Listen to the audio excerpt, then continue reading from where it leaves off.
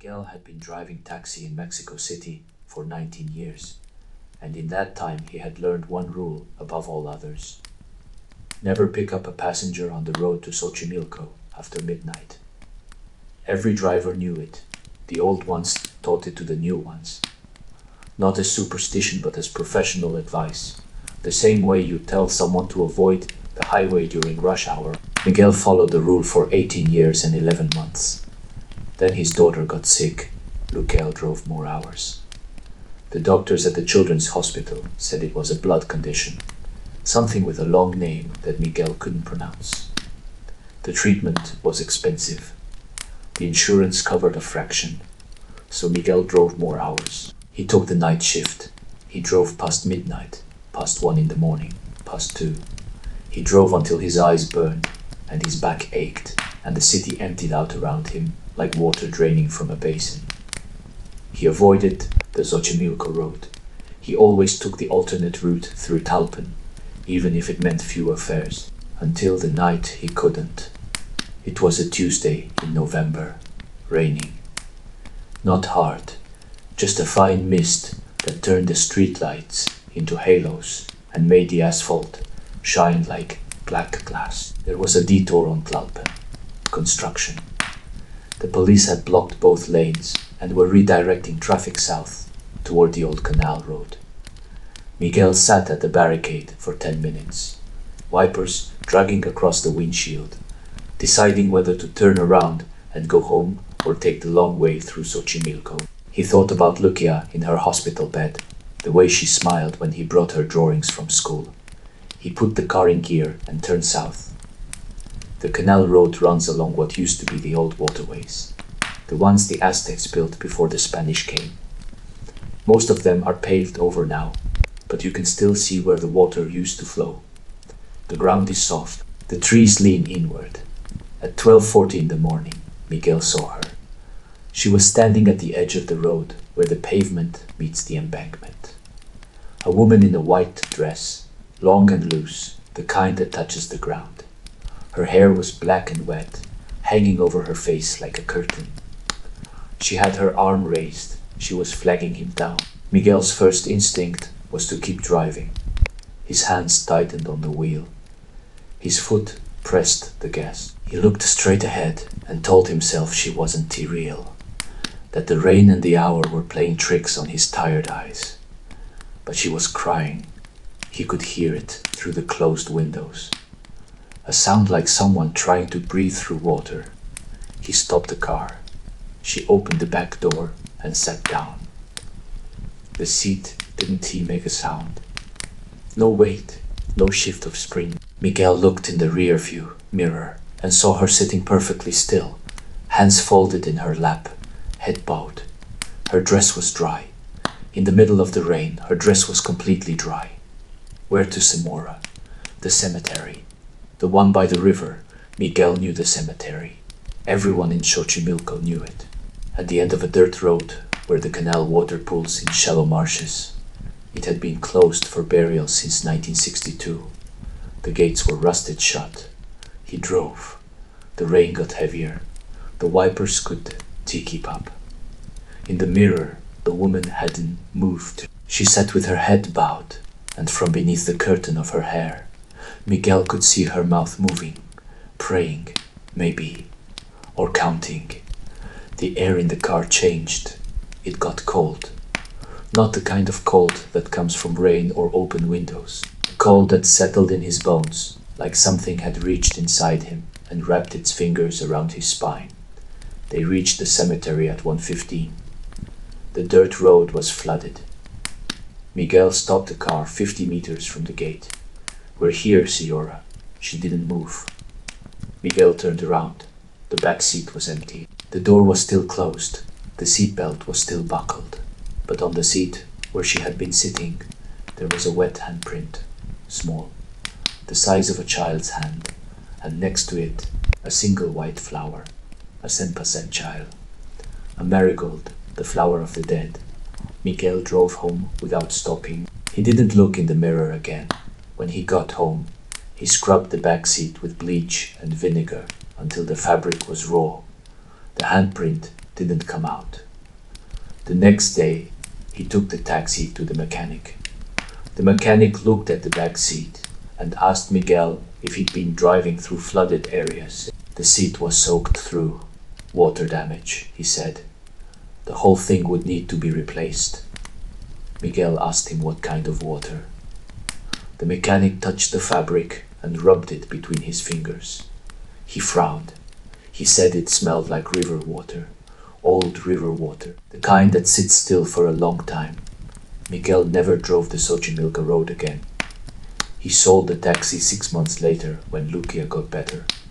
He drives a delivery truck now, day shifts only. But sometimes, when it rains at night, he wakes up and smells river water in his bedroom. And he hears, very faintly, the sound of a woman crying.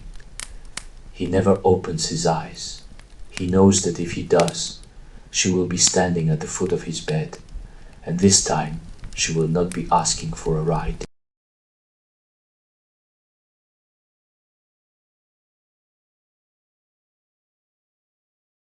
The house on Cerrillos Road had been empty for 11 years before the Aldrich family moved in.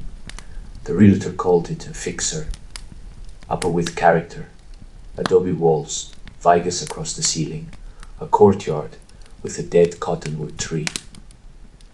It sat on 2 acres of scrubland, where the desert met the old riverbed of the Santa Fe River, which hadn't held water since the drought of 2003. The price was too good. That should have been the first sign. But Tom and Sarah Aldrich had driven from Albuquerque with 2 children and a U-Haul, and they were too tired to ask questions. They signed the papers, took the keys, and spent their first night sleeping on mattresses on the floor. The children noticed it first. Emma was 9, Daniel was 6. They shared a bedroom that faced east, toward the riverbed. The window was old, single pane glass with a wooden frame that rattled when the wind came off the Sangre de Cristos. On the 3rd night, Emma came into her parents' room at 2 in the morning. Mom, there is a lady crying outside. Sarah went to the window. She pulled back the curtain and looked out. The desert was silver under the moon. The riverbed was a pale scar in the earth, cracked and dry, running east toward the foothills. There was no one there. It is the wind, honey. Go back to sleep. But Emma shook her head. She said, the wind doesn't say my name. Sarah tucked her back into bed and stood at the window for a long time. She heard nothing, just the desert at night, the distant hum of the highway, the occasional call of a great horned owl. She told herself it was the house settling. Old adobe makes sounds. It contracts in the cold, expands in the heat. It talks. The crying started again the next night, and the next, always between 1 and 3 in the morning. Always from the direction of the riverbank. A woman's voice, low and broken, rising and falling in a rhythm that wasn't quite language. Tom heard it on the 5th night. He was lying in bed, reading, when the sound came through the wall. He put down his book and listened. He told Sarah it sounded like someone mourning, like a funeral keening, the kind they do in old countries. Sarah said, there is no one out there, Tom. We checked, Tom said. I know, on the 8th night. Daniel sleepwalked. Sarah found him at 3 in the morning, standing in the courtyard in his pajamas, barefoot on the cold flagstones. He was facing east, toward the riverbed. His eyes were open but unfocused, the way sleepwalkers' eyes are. She called his name. He didn't respond. She touched his shoulder. He was cold. Not the cold of being outside for a few minutes. A deep cold, like he'd been standing in water. She carried him inside. His feet were wet. The flagstones in the courtyard were dry. The next morning, Daniel drew a picture at the kitchen table. Sarah looked over his shoulder. It was a crayon drawing of the house, the riverbed, and the woman standing in the dry channel. The woman had long black hair and a white dress. Her mouth was open, and in her arms she was holding 2 children. One had brown hair, like Emma. The other had blonde hair, like Daniel. Sarah took the drawing away She didn't tell Tom. She put it in a drawer and locked it, and tried to forget the way the woman's mouth was drawn, open, like she was singing or screaming. Tom went to the county records office the following week. He wanted to know the history of the property, who had lived there before, why it had been empty for so long. The clerk, a woman named Rosa, who had worked there for 30 years, looked up the address and went quiet.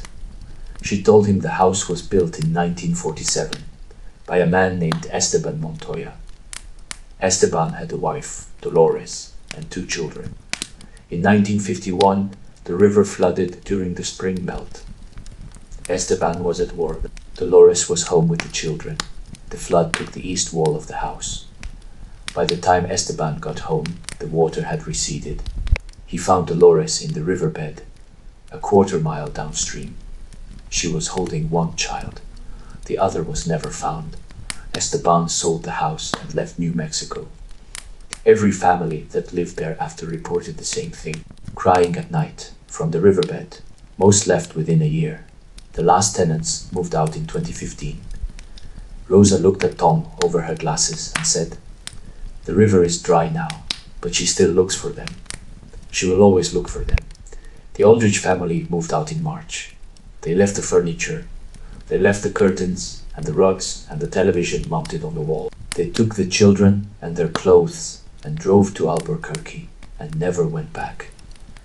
The house on Cerrillos Road is empty again, but on quiet nights when the wind dies down and the desert holds its breath, the neighbors say they can still hear her, walking the dry riverbed, calling for children who will never answer. And sometimes, just before dawn, they hear something else. Small voices answering from somewhere underground, as if the children are trying to call back from a place where water used to flow.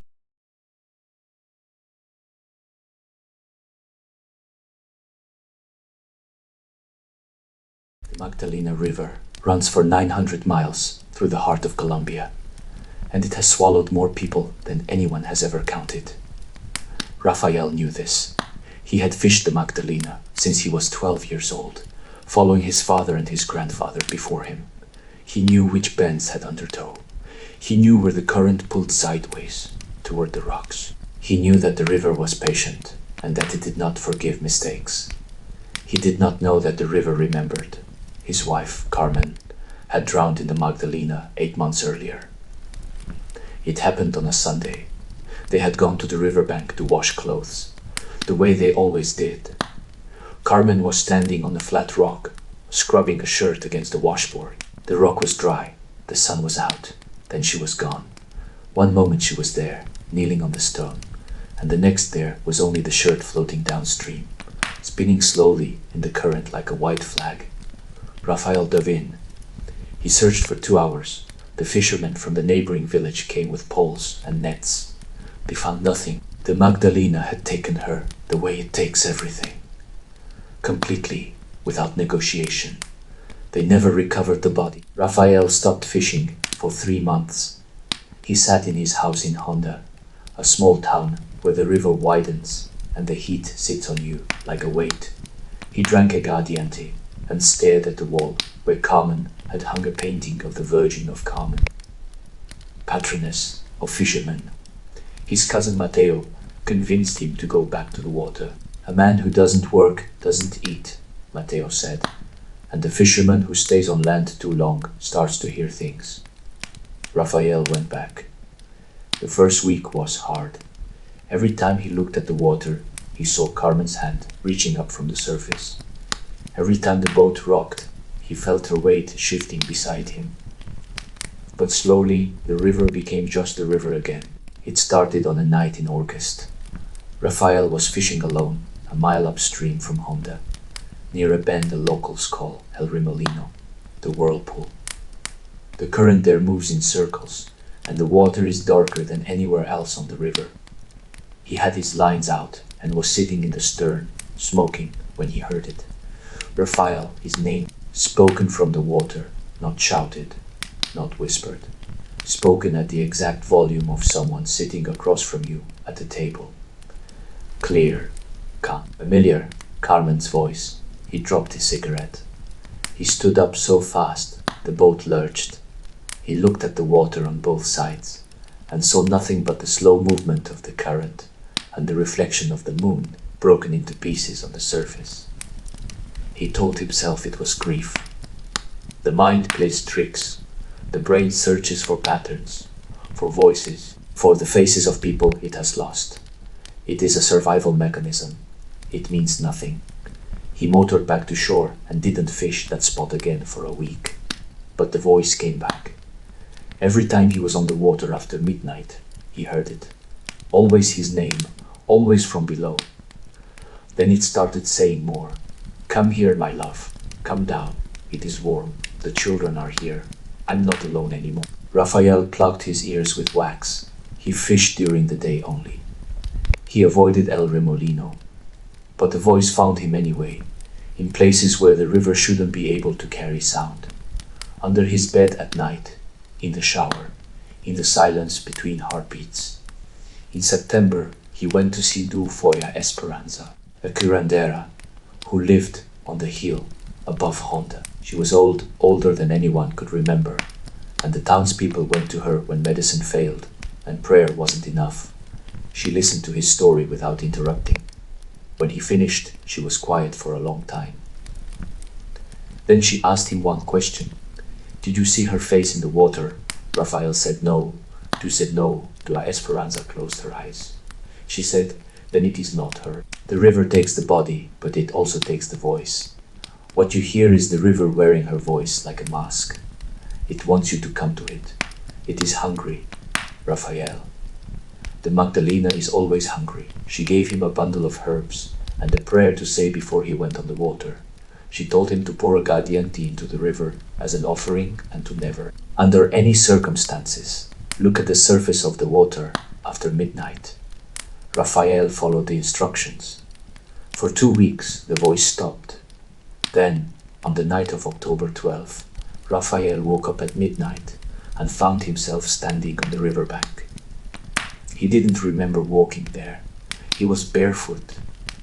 The mud was cold between his toes. The river was black and still, like a sheet of obsidian laid across the earth. And in the water, looking up at him from just below the surface, was Carmen's face. Her eyes were open. Her hair floated around her like seaweed. Her mouth was moving, forming words he couldn't hear through the barrier between air and water. She smiled, and Raphael understood, in that moment, that it was not Carmen. Tuhui, a Esperanza had been right. The river was wearing her face, the way a fisherman wears a lure, something bright and familiar, designed to draw you in. But knowing it wasn't real didn't make it less beautiful. And the smile, even borrowed, even false, was the smile he had loved for 15 years. He stepped into the water. Mateo found the boat the next morning, drifting near El Remolino. The motor was off. Raphael's shoes were on the bank. His phone was in the boat, along with his wallet and his keys. They searched the river for 3 days. They found nothing.